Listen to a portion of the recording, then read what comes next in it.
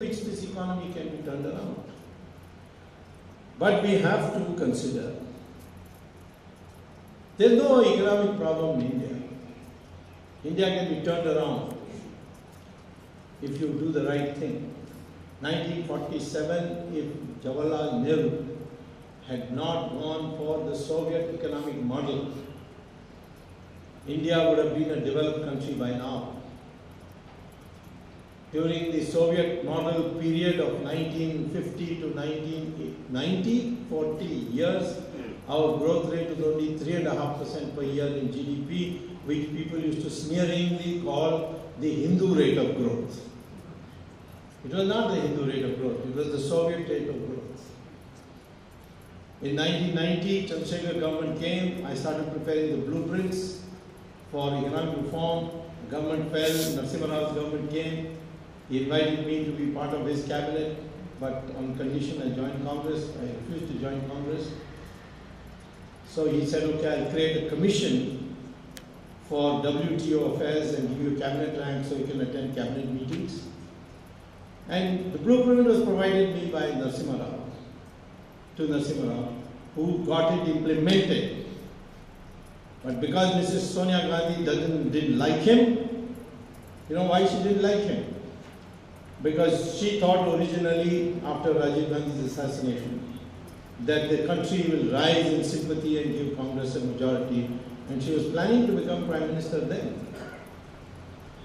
And nobody could have stopped it. I got her stopped in 2004 because by then I got records to show that she was also an Italian citizen. And I must give credit to our President, Mr. Abdul Kalam, who's under heavy threat since then, that he stopped her. He explained to her that there will be a scandal. And she could not become. Of course, the media made it out of great sacrifice and all that. What do you mean by sacrifice? When I went to see Abdul Kalam, I saw on one of his side tables 350 letters written by individual MPs. I read them. Not all of them. I saw what some of what the letters were saying. All on a standard format. I, so and so, elected from so and so place, hereby propose Ms. Sonia Gandhi for the Prime Ministership of India. And I was surprised to see in the UP list a letter from an MP from Rai Bareli, Ms. Sonia Gandhi herself writing, I, Sonia Gandhi, hereby propose Ms. Sonia Gandhi for Prime Minister of India. How can you say you didn't want to be Prime Minister? So anyway, I'm going back to this question that our system will never be allowed, the constitutional system is such that we will be able to prevent anyone who is not a citizen of India to become Prime Minister of India. What I would say is that the most important thing today in the country is the mindset of the Indian. He must first become optimistic. He's so pessimistic today. And I've seen this all over. When I was fighting the emergency, people say, when it will go? I say, I don't know.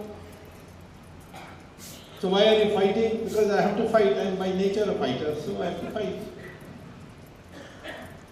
How did I know that Mrs. Gandhi will declare an election and lose that election? Would anyone who would have believed me if I in the emergency say that Mrs. Gandhi is going to declare an election and she will lose that election? Nobody would have believed. But that's exactly what happened. Could anyone have believed that this Hindu rate of growth of 3.5% can go up to 8%, 9%? Today I am telling you that under the leadership of Mr. Narendra Modi, you will get 12% per year for 10 years and become a developed country. He has shown it in Gujarat.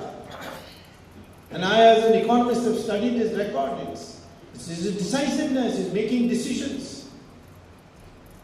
He has transformed the whole of Kutch, which was just nothing but sand, barren land, Kutch and Saurat, by insisting on the Sardar Sarovar Dam is now a green place which is now producing crops which is being exported out of Gujarat.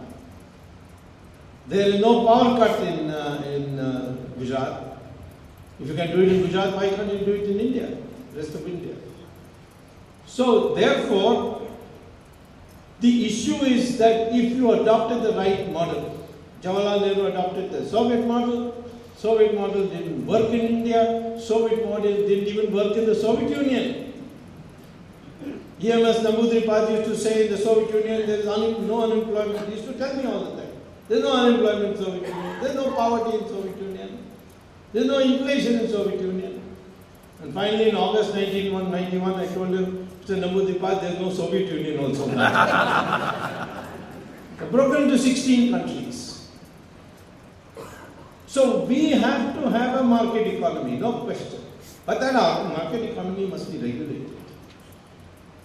There must be a strong umpire, which is the government. And we have to see that our resources are efficiently used.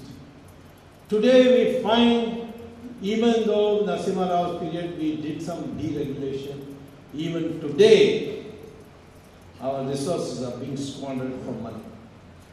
Recently I have gone to the Supreme Court on an agreement between Jet Air and Etihad. There are long thing, Jet Airways, Etihad, so I have shortened it to say Jihad.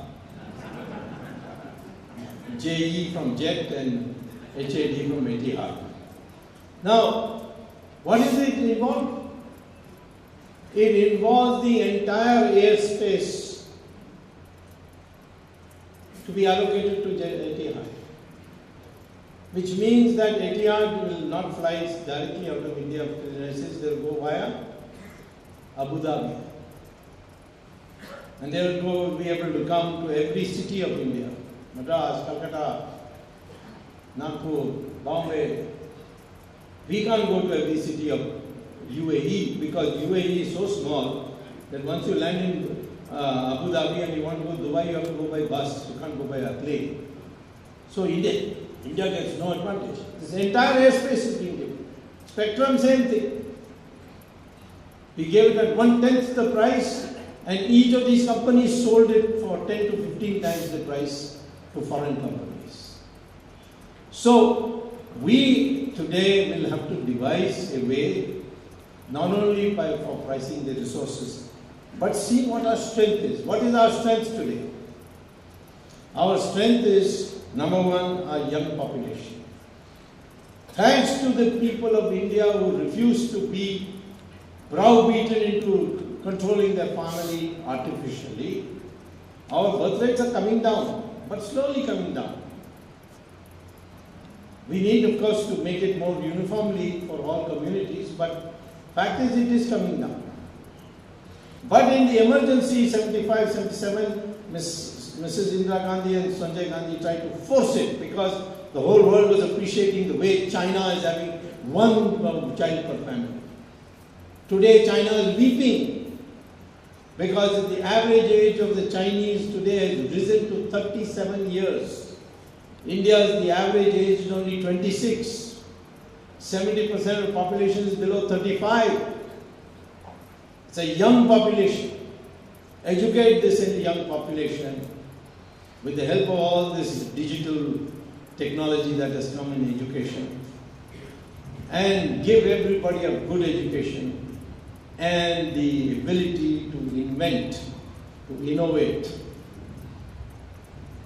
Our new government should focus on how to become independent of oil. Can it be done? Of course it can be done. Instead of automobiles using petrol, they should use hydrogen fuel cells. Has the research been done? Yes. In fact,